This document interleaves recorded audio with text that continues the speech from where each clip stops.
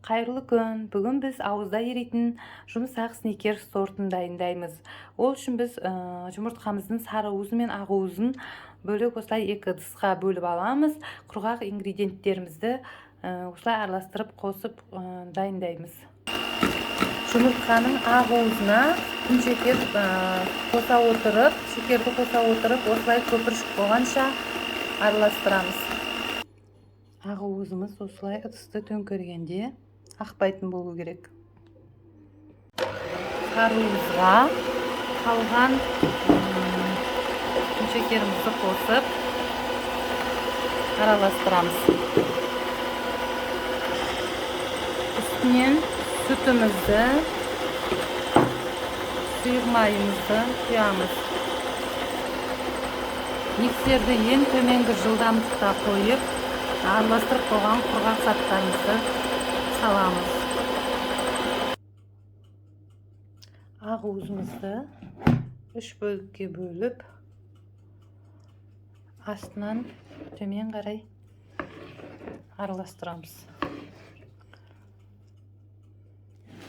Осылай аз-аздан салып отырып, астынан жоғары қарай араластырамыз. Өйткені біздің тестамыз басылып көтерілмей қалуы мүмкін.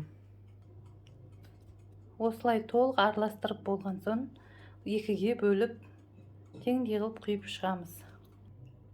Қызып тұрған пешке 180 градуста 20 минутта пісіріп аламыз. 450 грамм творожный сырға 200 грамм қант и 500 грамм сливки креміне қосамыз. Арахисті жақсылап сумен жуып аламыз. Негізі бұл көп жағдайда сулы, тұзды болады. Суынан кептіру үшін осылай бумажный салфеткаға, қағаз салфеткаға, болмаса осылай мата салфеткаға жайып, жақсылап кептіріп аламыз. Асты қалың тапаға осылай шекерді аз-аздан салып, осылай қозғап тұрамыз. Қоңыр свет болғанша. Жай отта күйіп кетпеу керек. Күйіп кетсе, қышқыл дәм шығып кетеді.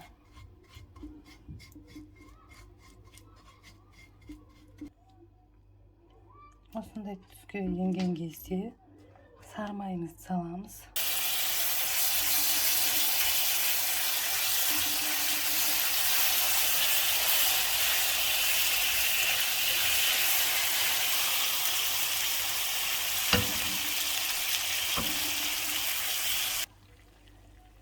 Сливкеміздің жартысын құямыз.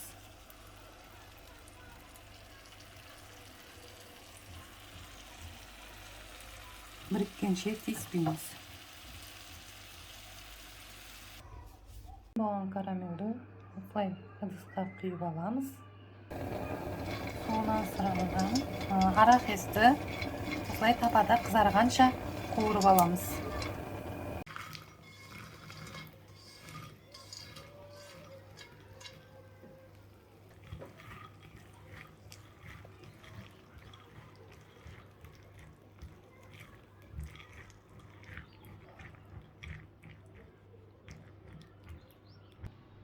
Осылай кремін толық құйып шығамыз.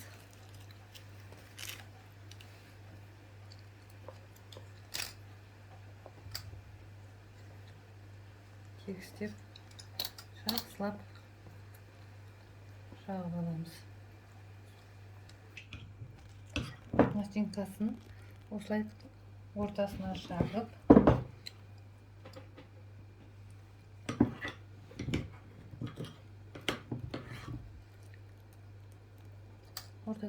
осылай тегістеп жайып шығамыз.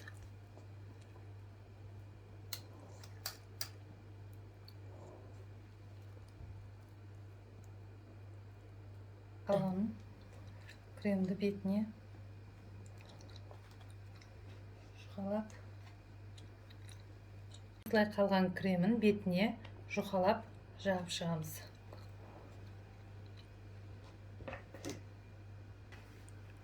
Осылай бетін жауып, холодильникке кемінде 5 сағатқа қойып аламыз.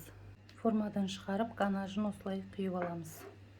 Өзінің қалауынша сәндеуге болады. Мен осылай сәндедім.